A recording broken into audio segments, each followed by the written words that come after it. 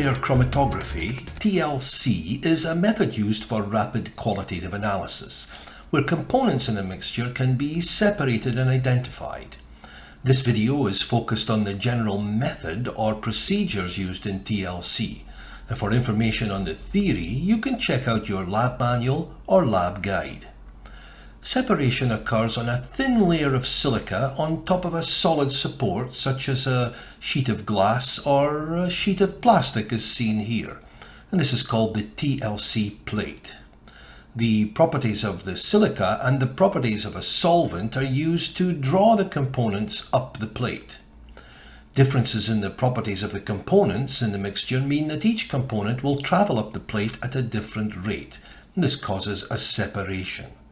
The separated components can be identified by comparing how far they travel along the plate relative to reference material, also known as standards.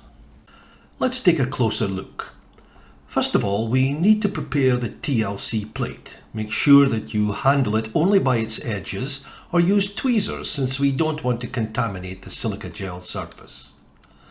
A ruler is used to draw a line using a pencil about 1 centimeter from the bottom edge of the plate. And draw only a very light line and try not to score the surface of the silica. This line is called the origin. And vertical markers are spaced about 1 centimeter apart along the origin. These markers are used as points of reference when applying mixtures and standards dissolved in a suitable solvent. And here we are going to run 4 lanes, lane A, B, C and D. In this demonstration, we're going to see how to separate and identify using TLC. In this bottle, the identity of the contents is unknown, but we do know that it contains either compound X or compound Y, or even a mixture of both. In this bottle, we have an authentic sample of compound X, a sample which we know beyond any doubt is compound X, so we call it standard X. This is our first reference. In this bottle we have an authentic sample of compound Y, sample which we know beyond any doubt is compound Y, so we call it standard Y, and this is our second reference. The first part of the TLC analysis is to spot the plate. We use a capillary applicator to apply a spot of standard X at the origin in lane A, and again in lane C.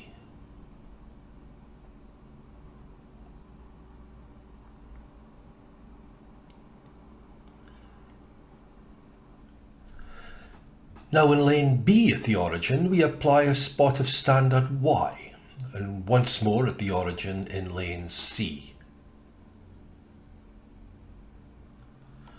And note how we use a clean capillary applicator with each solution. This is to avoid cross-contamination between the lanes.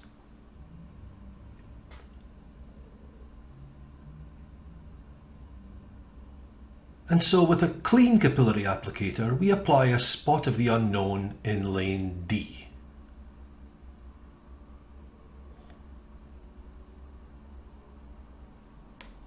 So looking at the spotted plate, we have standard X in lane A, standard Y in lane B. In lane C we have a mixture of standards X and Y. And in lane D we have our unknown, which is either X or Y, or a mixture of both. Let's find out the composition of the unknown. A pre-measured volume of a suitable solvent is added to the developing chamber. You'll normally be told which solvent to use. The developing chamber is covered with a lid for a few minutes, and this few-minute waiting period allows the atmosphere inside the tank to become saturated with the solvent vapours. The spotted plate is quickly placed inside the developing tank so that the bottom end is immersed in the solvent pool. We must always make sure that when we first put the spotted plate into the solvent pool, the origin is above the surface of the solvent. Generally, the solvent will take just a few minutes to ascend the plate, and we can usually see the front edge of the now wet silica slowly ascend the plate. This boundary between dry and wet silica is called the solvent front. When the solvent front is close to the top of the plate, say about 1 centimeter from the top, the plate is removed from the developing tank. and the solvent front is quickly marked with a pencil. There are a number of ways to see, or as we say, visualize developed TLC plates.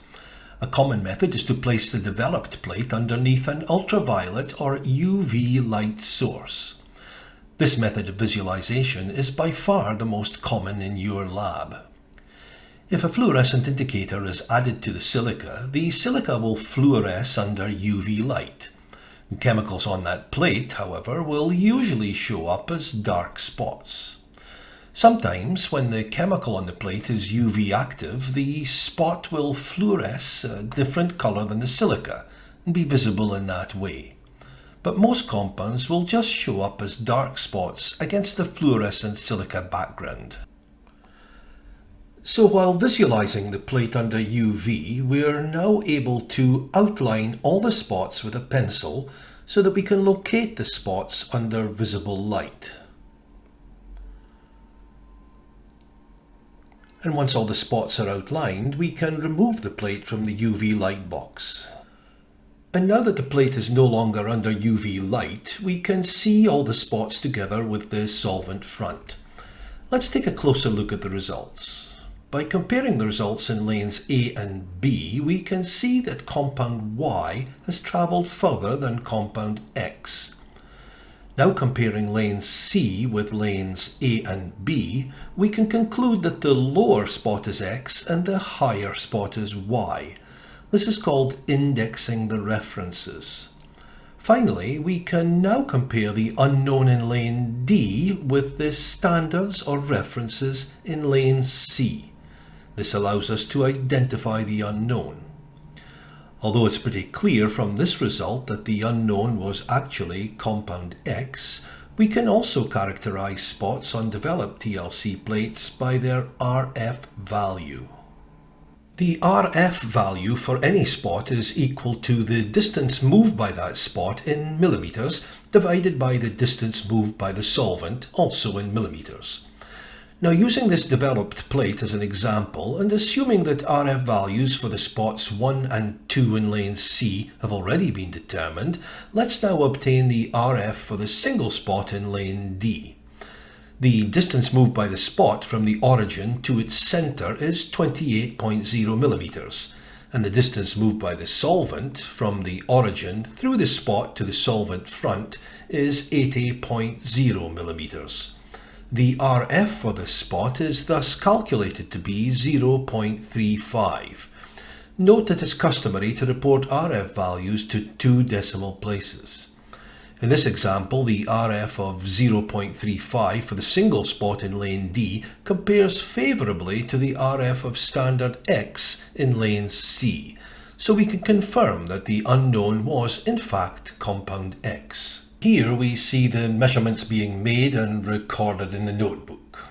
RF values calculated and also recorded.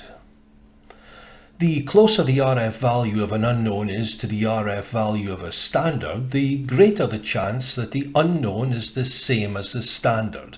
This is what allows us to identify unknowns in mixtures by comparing RF values of the unknowns with those of standards.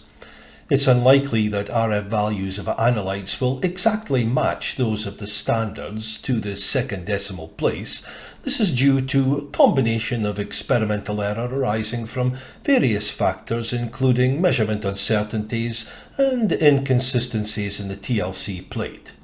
Nevertheless, in most cases, it's possible to confirm the presence or absence of a compound by comparing its RF value to that of a reference or standard run alongside it on the same TLC plate. Here we can see that the RF of the spot in lane D is much closer to the RF of compound X than the RF of compound Y, and since we knew that the unknown was one or the other, we can confirm the unknown's identity as being compound X. This completes this video on the TLC method. You can check out more of our instructional videos on our YouTube channel at Capilano U ChemLab, or for a full catalogue of our videos, check out our website at capuchem.ca/labs. Thank you for watching.